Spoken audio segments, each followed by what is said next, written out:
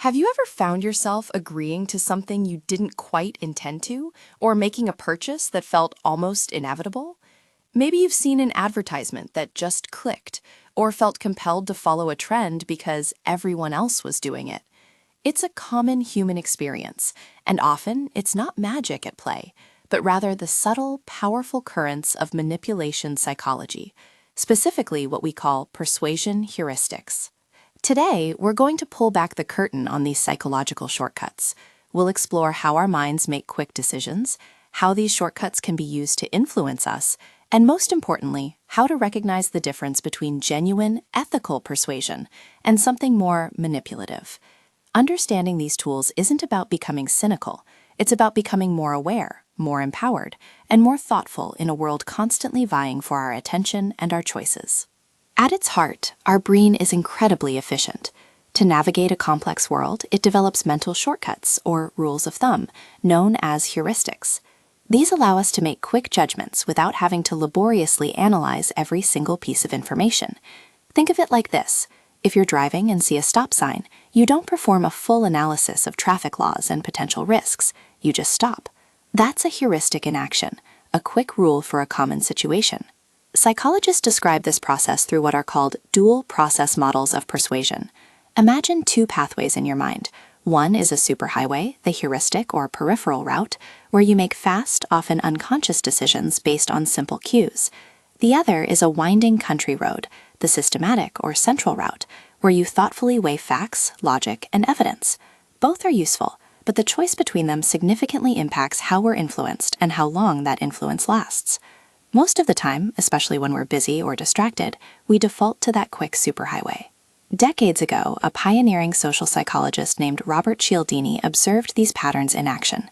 He immersed himself in sales training, marketing, and fundraising to understand the practical application of influence. His groundbreaking work identified 6 universal principles of persuasion, essentially 6 powerful heuristics that often guide our decisions. Let's explore them, not as tricks, but as fundamental aspects of human interaction. The first is reciprocity. This is the deeply ingrained human tendency to want to return a favor.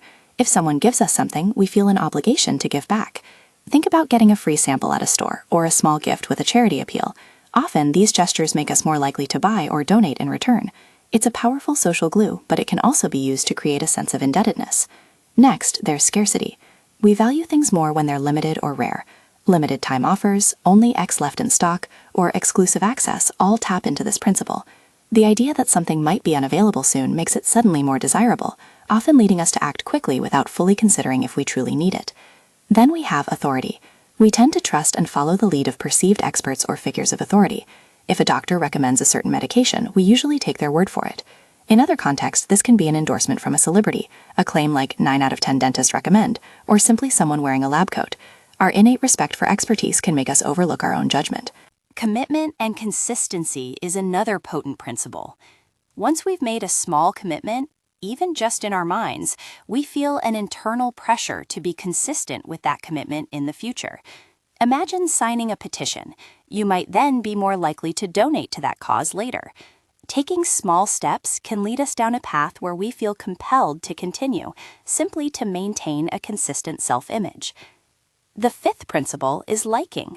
We are simply more easily persuaded by people we like. This might be someone who is similar to us, gives us compliments, or someone we find attractive or friendly. Salespeople often try to build rapport, find common ground, or offer praise because they instinctively understand that if we like them, we're more likely to say yes to their proposition. Finally, there's consensus, often called social proof. This is our tendency to look to others to determine what is correct, especially when we're uncertain.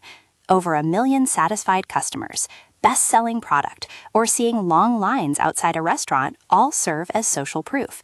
We assume if many others are doing it, it must be the right thing to do, even if it doesn't align with our individual preferences or needs.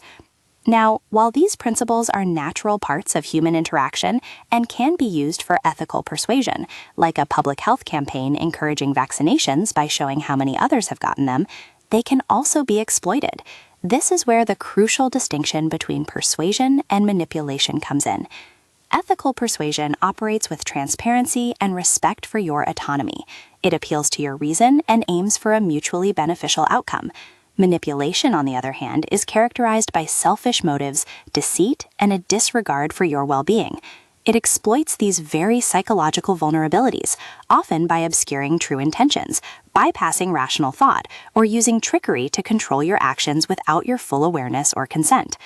Think about dark patterns in technology, where websites subtly trick you into signing up for newsletters or making unwanted purchases.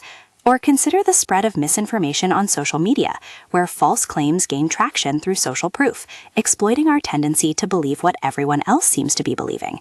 Psychological manipulation can take more sinister forms too, in abusive relationships, where tactics like gaslighting distort a person's reality and erode their self-trust, leading to anxiety, depression, and a loss of agency. This isn't just an academic exercise. Understanding these heuristics and their darker applications is more relevant than ever. Industries from marketing to politics, and especially in our digital age with social media and UX design, constantly employ these principles. The growing concerns about online polarization, the spread of misinformation, and even the future of AI safety, ensuring advanced systems are ethical and steerable, all underscore the critical need to understand how influence works on a fundamental psychological level. So, what does all of this mean for us? The key takeaway isn't to be suspicious of every interaction, but to cultivate a healthy awareness. Knowing these persuasion heuristics, reciprocity, scarcity, authority, commitment, liking, and social proof, gives you a powerful lens through which to view the world.